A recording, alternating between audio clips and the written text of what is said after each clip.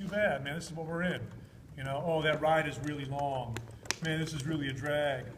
Well, maybe you don't need to be here, you know?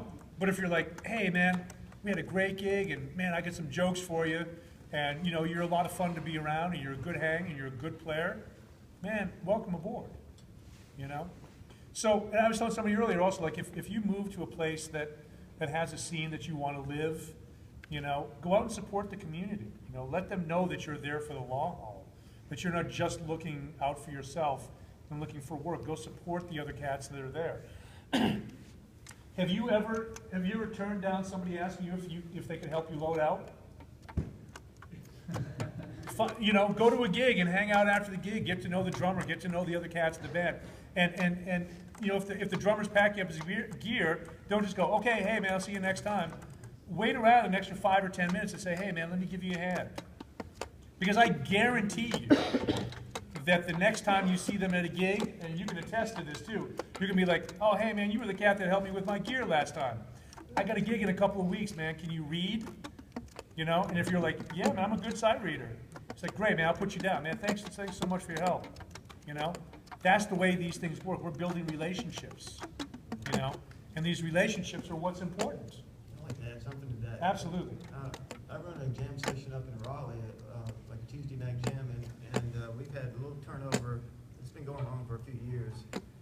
And after we lost our first drummer, the guy we ended up hiring was not necessarily the most spectacular drummer, but he was the guy that came out every single week.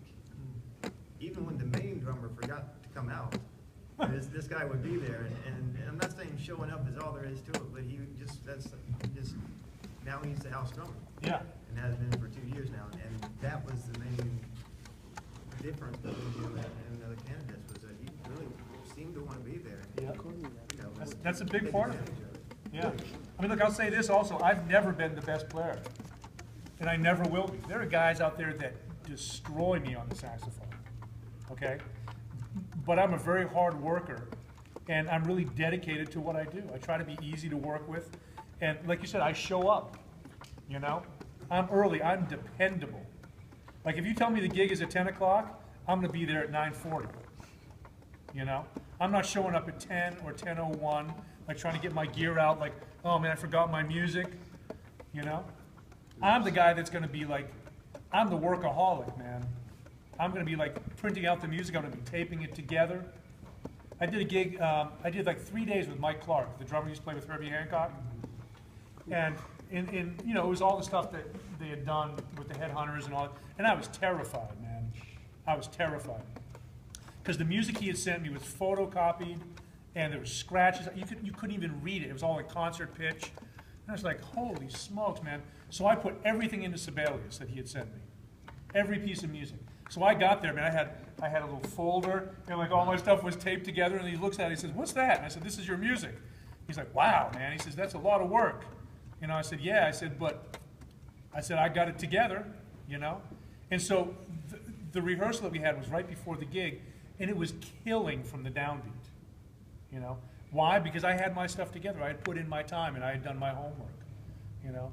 So it's important, man. You got to do that. You know, you got to do that. Whether you're the leader or whether you're the side man, it makes no difference.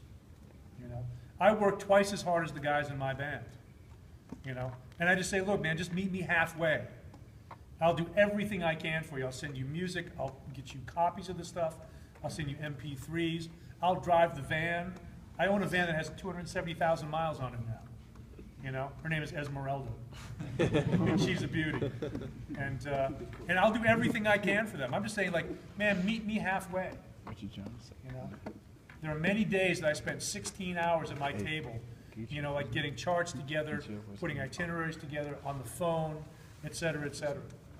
You know, and so I try to take care of my guys. I try to do the work that's necessary, and I'm learning all the time. It's hard to be a leader. It's hard to be a side man also. You know, for Dave Matthews, I have to have 150 tunes memorized up here in the noggin, you know. Last summer we did, I think, about 110 tunes. You know. Set lists are different every night. So you got to be on it. You got to be on it. Yeah. Anything else anybody's burning to ask real quick? Can't do it. Can't do it? Yeah, too late. Hey, how about a hand for these guys?